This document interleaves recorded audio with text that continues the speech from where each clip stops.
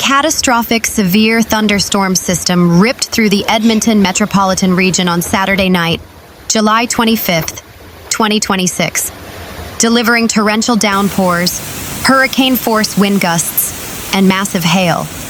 The relentless summer tempest paralyzed major transit corridors, forced the emergency evacuation of multiple high-profile outdoor festivals, disrupted a major stadium concert, and pushed Edmonton's deeply strained stormwater infrastructure far past its breaking point. The storm cell was part of a broader, highly volatile atmospheric setup tracking across central Alberta.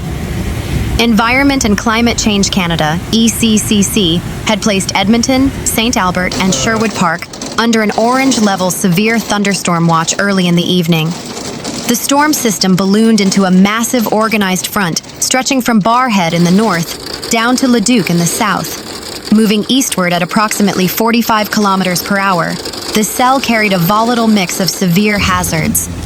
Destructive winds gusts, exceeding 90 to 100 kilometers per hour. Hail sizes varying from pea-sized on the far west end to loony and ping-pong ball-sized chunks. Multi-inch downpours compressed into a short window, overwhelming standard rain meters.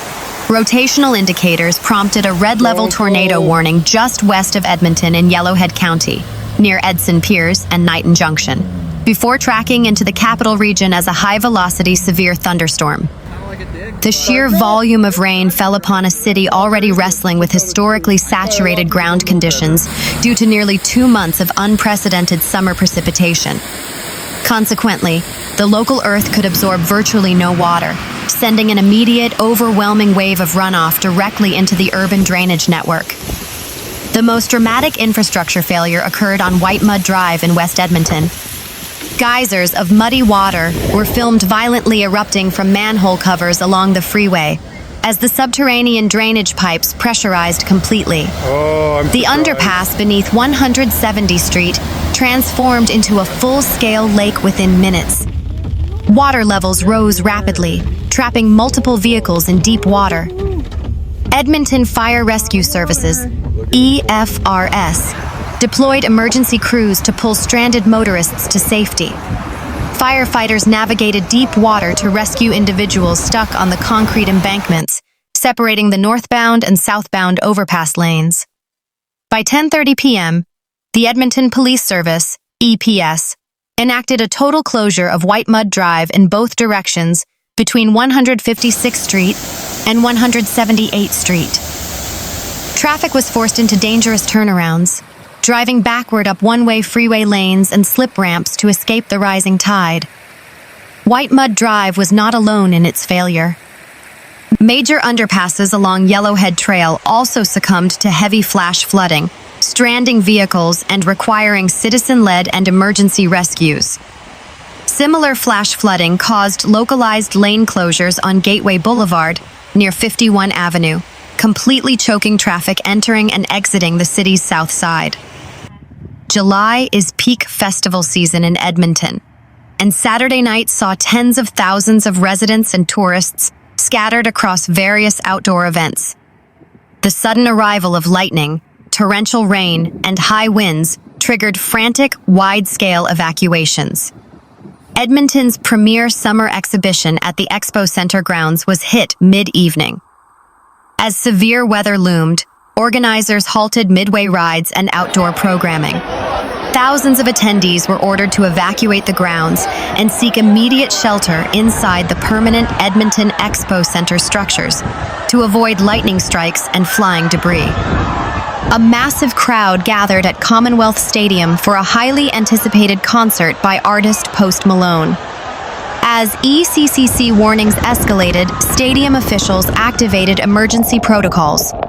Concertgoers were abruptly forced out of the open-air bowl and tribunal seating areas. Thousands sheltered in place within the concrete stadium concourses as heavy rain sheets pummeled the stadium turf. EPS later restricted traffic on 112th Avenue from Wayne Gretzky Drive to 97th Street to safely manage the massive influx of pedestrians trying to flee the area simultaneously. In the heart of downtown, the Taste of Edmonton Festival at Sir Winston Churchill Square had to quickly shut down operations.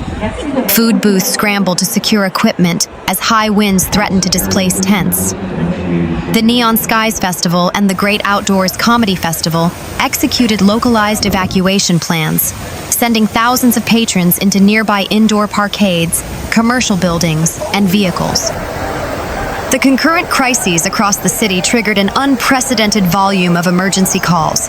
The Edmonton Police Service issued an urgent public notice revealing that its emergency dispatch lines were experiencing an exceptionally high volume of calls due to the storm. Authorities pleaded with the public to keep emergency lines completely open for life or death emergencies, instructing residents to divert property damage, minor flooding, and general inquiries to the EPS non-emergency line 7804234567 or number 377, or the city's 311 service line. EFRS and city forestry crews responded to dozens of reports of mature trees downed by wind gusts, many crushing parked vehicles or blocking residential avenues. The intense electrical activity resulted in thousands of lightning strikes across the metro area. Lightning strikes severely damaged localized infrastructure, including a fire hydrant and sidewalk in North Edmonton, 129th Street and 129 Avenue, and triggered electrical fires. High winds and lightning strikes knocked down multiple utility poles and distribution lines, plunging thousands of homes and businesses into darkness across North and West Edmonton. Saturday's deluge acts as a breaking point for a city infrastructure network that was already profoundly exhausted. According to representatives from EPCOR, the city-owned utility provider, Edmonton's stormwater management systems have simply had no time to recover between continuous severe weather events this season. Craig Bonneville, a representative from EPCOR's project planning department, noted that because the ground is entirely saturated, it behaves like concrete. The cumulative effect of these repeated storms is that the system doesn't have time to recover completely, meaning it cannot drain water away from stormwater management facilities before the next wave hits, Bonneville stated. The result has been an escalation of urban hazards, including submerged underpasses, washed-out roads, and sudden massive structural sinkholes, such as the 12-foot wide, 35-foot deep chasm that opened in the Lauderdale neighborhood. Civil and environmental engineering experts from the University of Alberta point out that the current crisis highlights massive structural vulnerabilities in Edmonton's aging network. Much of the core drainage infrastructure was designed and constructed in the 1960s and 1970s. This aging infrastructure now has to deal with 2026 rain volumes and updated climate patterns, explained Alireza Bayat, a professor specializing in underground infrastructure. These extreme events quickly expose unmaintained and weak points in municipal engineering. Although Edmonton City Council previously approved a comprehensive $6 billion flood resiliency program aimed at upgrading stormwater systems, officials admit the 20-year timeline faces hurdles as severe weather increases in frequency. As Mayor Andrew Knack recently observed, what used to be a 1-in-100-year flood is now occurring as a 1-in-10-year event, underscoring the urgent need for accelerated structural remediation. As municipal, police, and EPCOR crews work around the clock to clear flooded freeways, restore electricity, and remove fallen trees, citizens are urged to follow strict safety protocols. Never attempt to drive through flooded underpasses or pooled water. The water depth can be highly deceptive, and underlying asphalt may have collapsed into hidden sinkholes. If you spot an open sinkhole, a dislodged manhole cover, or downed power lines, immediately contact EPCOR or call 311 to alert city crews.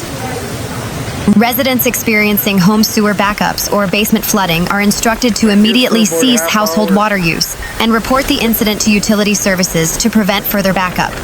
Stay continuously tuned to Environment and Climate Change Canada for real-time radar updates, and keep clean of affected transit routes as cleanup efforts continue well into Sunday. Meanwhile, Around 10:30 p.m., Edmonton police said the entire white mud was closed between 156th Street and 178th Street. Police said the storm and ensuing runoff caused significant issues on roadways across Edmonton, so all drivers were advised to not travel unless necessary. Several other roads around the city also flooded, and emergency crews were dispatched to help drivers, including on Yellowhead Trail from 82 Street to 156th Street, Jasper Avenue from 82 Street to 92 Street, and 97th Street where it dips down under an old rail bridge between 104 and 105 Avenues. The City of Edmonton closed Grote Road northbound from the River Valley Road interchange to 107 Avenue due to flooding that turned the ravine roadway into a river. At midnight, the Edmonton Transit Service said it was experiencing citywide delays due to the weather. Around 1 a.m. Sunday, the city said there was also flooding on Connors Road, under the 98 Avenue Bridge, so drivers were asked to avoid that area. The swift-moving storm had people at K-Days to take shelter inside the Expo Center and forced the Post Malone concert at Commonwealth Stadium to end early. Concert-goers took shelter inside the concourse as fierce winds and sideways rain pelted the stadium. Edmonton police asked people to also avoid the area around Commonwealth Stadium and the Expo Center, including 112 Avenue from Wayne Gretzky Drive to 97th Street, to allow people to leave safely. Emergency Dispatch 911 began experiencing what police said was an exceptionally high volume due to the storm, which EPS said may impact response and wait times. For non-emergency matters, people were asked to contact the appropriate non-emergency resources in order to keep 911 lines available for those in urgent need.